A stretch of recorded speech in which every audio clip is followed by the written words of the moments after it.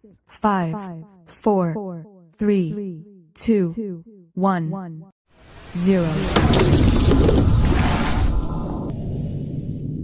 Assalamualaikum warahmatullahi wabarakatuh. Selamat pagi semuanya. Baik, pada pagi hari ini kita sudah memasuki subtema ketiga pembelajaran keempat. Sebelum kita mulai pembelajaran pada pagi hari ini, jangan lupa kita berdoa terlebih dahulu. Bismillahirrohmanirrohim. Baik, anak-anakku, ada beberapa hal yang perlu kamu perhatikan pada saat mendeklamasikan puisi, mulai dari isi puisi, intonasi, lafal, tempo, irama, mimik, hingga tanda jeda. Nah, pada materi sebelumnya kita sudah mempelajari semua itu ya. Mari anak-anakku sekarang coba kalian untuk mengingat kembali, perhatikan contoh puisi Laskar Pelangi karya Kak Niji. Pada Laskar Pelangi ini terdapat pembagian tanda-tanda jeda. Masih ingatkah kalian dengan apa itu tanda jeda? Ya, tanda jeda itu adalah waktu untuk pengambilan nafas pada saat pembacaan puisi. Tanda jeda ini ada 3 macam. Ada tanda jeda 1, tanda jeda 2, dan begitu pula dengan tanda jeda 3. Sudah paham semua kan ya fungsi masing-masing dari tanda jeda? Baik, selanjutnya kita akan belajar tentang penyebaran sumber daya tambang di Indonesia. Sumber daya alam di Indonesia beraneka ragam, salah satunya adalah sumber daya tambang. Sumber daya tambang merupakan sumber daya alam yang tidak dapat diperbaharui. Oleh karena itu, sebaiknya kita harus bisa menghemat sumber daya alam ini, karena proses dalam pembuatannya membutuhkan waktu yang tidak sebentar, tapi membutuhkan waktu yang cukup lama. Sumber daya tambang biasanya dimanfaatkan untuk kegiatan industri dan kebutuhan rumah tangga.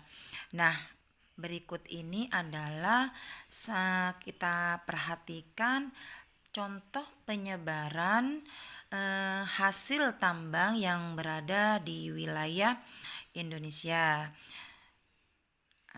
Ini adalah penyebaran hasil tambang di wilayah Indonesia. Cukup beragam hasil tambang yang ada di Indonesia. Oleh karena itu kita wajib mensyukuri dan berusaha untuk selalu bisa menghematnya. Nah, anak-anakku, berdasarkan peta hasil tambang terdapat sekali berbagai barang tambang yang tersebar di seluruh wilayah Indonesia. Barang-barang tambang yang terdapat di wilayah Indonesia antara lain seperti minyak bumi, batu bara, tembaga, besi, timah, kapur, yodium, asbes, marmer, dan belerang. Nah, anak-anakku, untuk lebih jelasnya penyebaran hasil tambang di Indonesia, coba kalian perhatikan buku Bu Pena pada halaman 68 dan 69. Di sana lebih jelas lagi daerah-daerah penyebaran hasil tambang di wilayah Indonesia seperti minyak bumi, batu bara, timas, sampai dengan emas.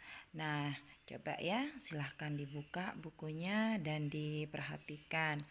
Baik anak-anakku, untuk selanjutnya adalah kita akan mengetahui apa saja ya manfaat dari barang-barang tambang untuk kebutuhan manusia itu sendiri. Barang-barang tambang ini diperlukan untuk memenuhi kebutuhan industri. Ada banyak manfaat dari barang tambang. Nah, kira-kira kalian sudah bisa mengetahui tidak ya? Baik, untuk lebih jelasnya sekarang coba perhatikan manfaat dari beberapa barang tambang ini seperti minyak bumi ini sebagai bahan bakar, batu bara ini sebagai pembangkit listrik tenaga uap, nikel ini sebagai pembuatan stainless steel dan koin.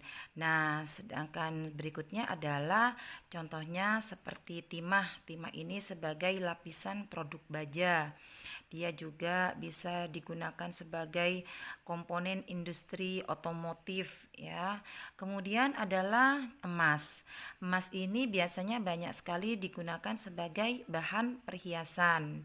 Kemudian dia juga bisa pemantulan radiasi sinar matahari dalam kaca, mengisi tambalan gigi dan pelapis bangunan. Nah, kemudian pada perak, perak ini sebagai perhiasan juga sebagai investasi. Karena pada perak ini kebanyakan peralatan makan, peralatan listrik, pengganti kawat tembaga ini sudah banyak sekali menggunakan barang-barang yang berasal dari perak. Nah, selanjutnya anak-anakku coba kita perhatikan. Pada platina ini biasanya digunakan untuk perawatan gigi, pembuatan alat pacu jantung, ya, mencegah pertumbuhan sel kanker dan sebagai katalis. Begitu juga dengan tembaga. Biasanya banyak kerajinan barang elektronik yang sudah menggunakan tembaga. Selanjutnya seperti besi. Besi ini biasanya digunakan sebagai bahan peralatan rumah tangga, bahan konstruksi bangunan, bahan mesin berat, bahkan menjadi bahan pekakas pertukangan. Sedangkan bauksit ini sudah banyak sekali digunakan untuk bahan pembuatan wajan, pembuatan lapisan luar panci yang juga merupakan bahan paling luar pada kaleng makanan dan pembuatan badan pesawat serta pembuatan atap sebuah pabrik atau rumah. Ini sudah banyak sekali menggunakan bauksit. Materi terakhir kita adalah mengingat kembali hari-hari besar keagamaan yang ada di Indonesia. Yang pertama, agama Islam. Contoh hari besar keagamannya seperti Idul Fitri, Idul Adha, Maulid Nabi, Isra Mi'raj, Nuzulul Quran. Nah, sedangkan bagi umat Katolik itu ada contohnya seperti Natal, Epifani, Rabu Abu, Minggu Palem, dan Jumat Agung. Sedangkan untuk agama Protestan contohnya seperti Hari Raya Paskah, Hari Raya Pentakosta, Hari Raya Ekaristi, kenaikan Yesus Kristus, dan juga Hari Raya Natal.